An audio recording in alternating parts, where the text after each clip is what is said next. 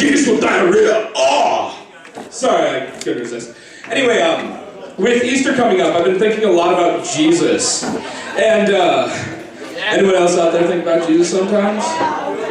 Oh, I'm alone here. Anyway, so, I work in the service industry, and I've basically come to the conclusion that Jesus would be the worst customer you could have. Because first he comes in, right, it's him and 12 other dudes, just like, shit, yes. I've got this table for 13, I'm gonna be making bank on this fucking tip. Right, they roll up, they're like, can I get you anything to drink, anything to start your night with? And they're like, yeah, we'll just have water. So then you're like, oh, alright, well, you know, whatever.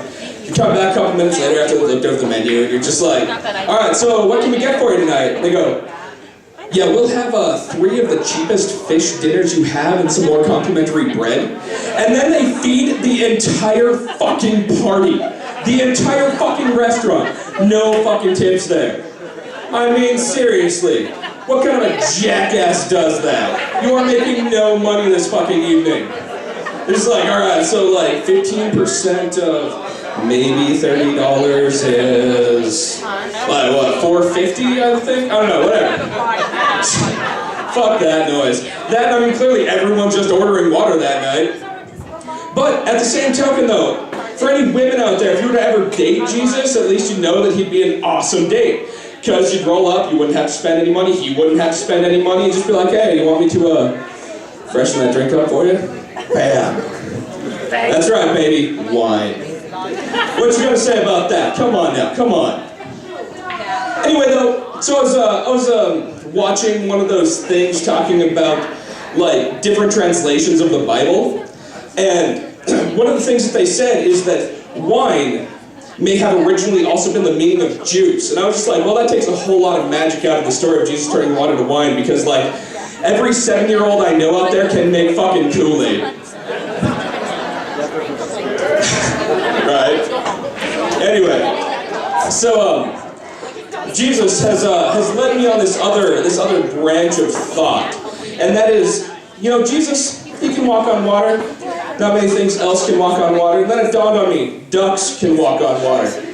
Don't let them fool you, they're just walking on that layer that's 3 inches below the surface. And they have a very similar tendency, right? The water's all out there and choppy and shit. They're just like, no, it's all cool, come out here, come talk to me, yeah. Just walk right up to me. Now, come on, I'm just walking out here on the water. No, it's cool. Oh shit, did you drown? Sorry, buddy, sorry about that. Anyway, though, so ducks, though. I love ducks and hate ducks because they're bastards and they do that kind of thing. They lure children into the water and watch them drown. The beautiful thing about ducks, though, is that anybody who's ever taken the time to feed ducks knows that you basically control the entire social economic structure of their world with a loaf of bread. You just get out there and you stand there just looking at them, and then suddenly like 45 ducks are just like, hey, handouts? So you just start tearing it off, you're feeding them at it, and you realize that the best way to start fights between ducks is to give one duck too much bread and none of the other ducks. And you just start to get this amazing godlike feeling as like these ducks just start to mob this other duck. And then when that gets boring, you just wad up the rest of the loaf and just drill the first duck you see in the head.